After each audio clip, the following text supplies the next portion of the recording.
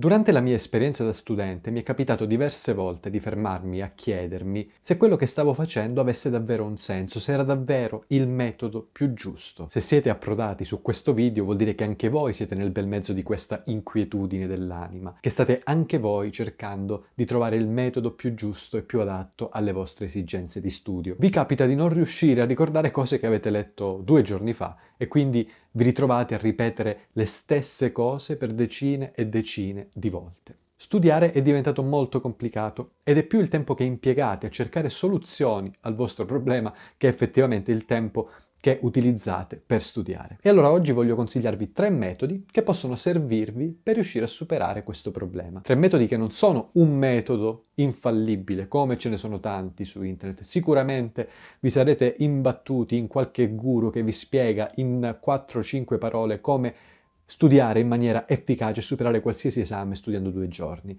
Non è questo il caso. Se questo è il video che state cercando, cambiate subito canale. Il metodo infallibile non esiste e chi vi dice il contrario lo fa soltanto per accalappiare qualche like in più e per avere qualche views che gli porterà sicuramente qualche introito in uno dei tanti corsi che vende su internet. Non è così che funziona. Ogni metodo deve essere personalizzato. Ogni metodo è un metodo individuale che certo viene adattato in base a delle concezioni che sono generali, delle teorie che sono generiche, ma che devono essere adattate alla persona, a chi si ha davanti. Ogni studente, ogni individuo è un mondo a sé, ha le proprie peculiarità e i propri limiti, bisogna quindi sapere sfruttare quelle peculiarità e bisogna cercare quando è possibile di oltrepassare quei limiti o quantomeno di aggirarli per raggiungere dei risultati. Per questo motivo non vi serve un piatto già pronto, non vi serve chi vi cucini il pranzo o la cena, serve che siate voi stessi a preparare i vostri pasti. Serve che siate voi stessi a dare vita al vostro metodo. Certo, esistono tanti consigli utili, tanti principi pratici che possono permettervi di migliorarlo, perché in realtà un metodo già lo avete, va aggiustato, va limato, migliorato o nel peggiore dei casi rivoluzionato. E allora iniziamo, partiamo dal più semplice. Il più importante lo tengo per la fine, perché è quello che dà maggior valore alle cose che fate. Prima però, se i contenuti su questo canale vi piacciono, mettete like, condividete, iscrivetevi al canale e se volete restare aggiornati sulle nostre dirette, su quello che facciamo qui, seguiteci anche sui social perché è lì che noi mandiamo le comunicazioni più urgenti e più importanti. Numero 1 di questo metodo non infallibile. Spegnete il telefono. Da qualche periodo anche gli iPhone possono essere spenti in maniera agevole, senza dover fare troppi giri nel software, quindi non avete più scuse. E questo per un motivo semplice, perché il primo passo per riuscire davvero a comprendere, a capire o a studiare in generale un qualcosa, quello che state guardando, quello che state leggendo, quello che state ascoltando, è essere pienamente focalizzati su ciò che state facendo. Pienamente focalizzati significa non avere distrazioni o quantomeno evitarne il più possibile. E nel nostro mondo la principale distrazione è il telefono, sono le notifiche, sono quei continui messaggi che ci deviano da ciò che stiamo facendo, che deviano il nostro percorso verso la conoscenza. L'istinto di andare a vedere ciò che accade sui social, di rispondere a un messaggio è molto forte e ci fa perdere quel contatto con il nostro libro, con la nostra opera, con quello che stiamo cercando di imparare, con ciò che stiamo cercando di capire. La distrazione è continua e spesso è anche inconscia, noi non ci accorgiamo di essere distratti, ma la nostra mente continua a lavorare e continua a essere lì, su quello schermo, tra quelle notifiche, tra quelle pagine. Quindi il primo passo è spegnere il telefono, metterlo lontano da noi, cercare di limitare tutte le altre distrazioni e togliere la suoneria al telefono, magari lasciare la vibrazione o metterla soltanto per quelli che sono i contatti più importanti che potrebbero avere delle urgenze o potrebbero dover parlare in maniera necessaria con noi. Numero 2. Non fare oggi ciò che puoi fare domani. Sembra strano a dirsi, ma è realmente così. Quando noi studiamo applicando tutti i metodi, sottolineature di parole chiave, quello che vi pare, l'importante è che noi non ci mettiamo subito lì, dopo aver studiato, dopo aver fatto i primi passi che servono per poter apprendere un contenuto, che non ci mettiamo lì subito a ripetere, a fare il richiamo di quelle conoscenze. È molto più utile magari farle il giorno dopo, la mattina, cercare di svegliarsi un po' prima delle lezioni e così riprendere ciò che il giorno prima avevamo appreso. In questo modo noi riusciremo a capire effettivamente quanto di ciò che abbiamo fatto il giorno precedente è stato utile ed è stato ritenuto dalla nostra memoria. Non è un qualcosa da sottovalutare perché spesso, ripetendo subito dopo, perché so che gli studenti sono abituati a questo metodo, che non è il migliore, ripetere ciò che si sta apprendendo, però c'è questa tradizione, diciamo, nella nostra pedagogia, in quello che ci viene insegnato come metodo di studio a scuola, che andrebbe un pochino rivoluzionata. Noi dobbiamo fare un richiamo delle nostre conoscenze che si può fare in tantissimi modi. Ci sono tanti che qui su YouTube ne parlano benissimo, vi consiglio di andare a seguire Alessandro De Concini, ma quello che noi dobbiamo fare è cercare di spostare sempre più in là, o comunque non troppo, ma il giorno successivo è l'ideale, il momento del recall, quindi il momento del richiamo delle nostre conoscenze, perché in questo modo potremo essere sicuri di aver effettivamente acquisito ciò che abbiamo studiato nel giorno precedente, perché farlo da lì a 10 minuti non ha alcun senso, in quanto ancora la nostra memoria è ben attiva, la nostra memoria a breve termine, quindi è molto più semplice, anche magari cose che in realtà non si sono apprese, non si sono capite, riescono a essere richiamate semplicemente in maniera mnemonica e questo non va bene, bisognerebbe cercare di avere un discorso chiaro nella mente, essere riusciti ad apprendere ciò che stiamo leggendo e questo lo possiamo fare soltanto, lo possiamo capire soltanto se spostiamo la fase di richiamo al giorno successivo o a qualche giorno dopo. Numero 3. Prendersi il tempo che serve.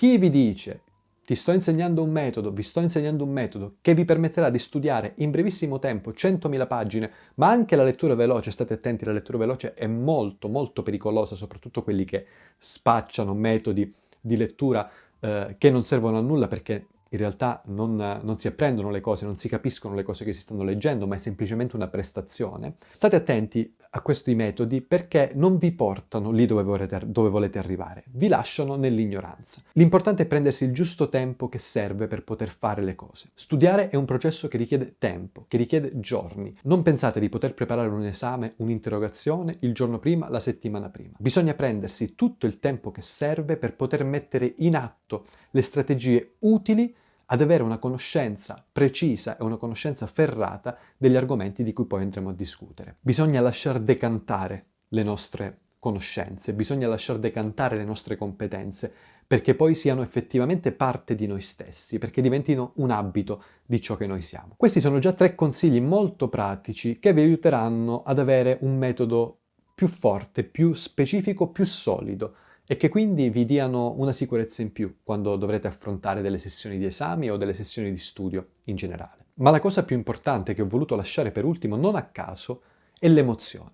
Sì, sembrerà una cosa così buttata lì, una cosa molto new age e quasi da figli dei fiori, però in realtà l'emozione nel processo di apprendimento è la cosa più importante. Spesso ci capita di studiare cose che ci fanno dire sì, ma come faccio a emozionarmi a questo specifico aspetto della matematica? Come faccio a emozionarmi alla formula risolutiva delle equazioni di secondo grado? Beh, pensate che le cose che studiamo hanno un impatto sul mondo, anche quelle che ci sembrano più slegate dalla realtà. Le cose che studiamo hanno un impatto, lo hanno avuto e lo stanno avendo magari proprio in questo preciso momento, nel momento in cui io le sto studiando. Hanno ispirato, hanno salvato vite, hanno aperto nuovi orizzonti e nuovi percorsi da intraprendere o ci hanno dato nuovi modi di vedere il mondo attorno a noi. Lasciatevi sempre aperta una finestra di dubbio, la realtà non è semplice, la realtà è molto complessa e se noi non capiamo l'utilità di una cosa in un determinato momento non significa che quella cosa non ce l'abbia un'utilità. Forse è proprio lo studio che ci serve per poter capire l'utilità di ciò che noi stiamo facendo. Le storie spesso sono molto intrecciate tra di loro, le vicende sono cariche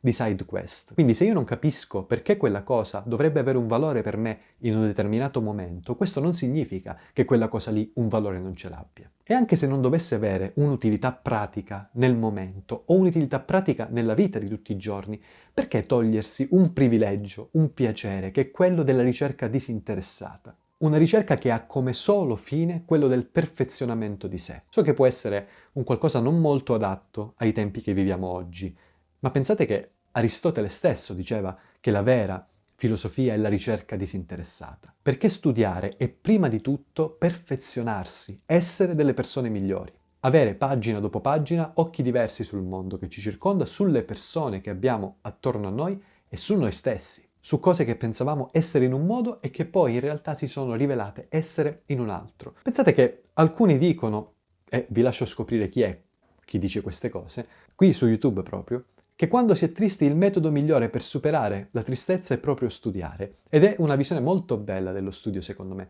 perché è proprio nel momento dello studio che noi superiamo quelle che sono le nostre barriere, Capiamo che in quel momento stiamo facendo qualcosa per noi stessi, oltre che per un'utilità pratica che può esserci o meno, ma stiamo facendo qualcosa per la nostra anima, per la nostra personalità e per la nostra identità. Quindi non andate dietro ai guru, cercate di applicare questi semplici consigli al metodo che avete già e seguite magari chi di metodo di studio si occupa per lavoro. Vi ho consigliato già qualcuno. Questo è soltanto un mio piccolo contributo che serve a dirvi che effettivamente ciò che noi pensiamo possa essere molto difficile, lo studio può essere aggiustato, il nostro metodo può essere aggiustato e le cose possono diventare un po' più semplici se ci impegniamo a lasciare da parte soprattutto le distrazioni.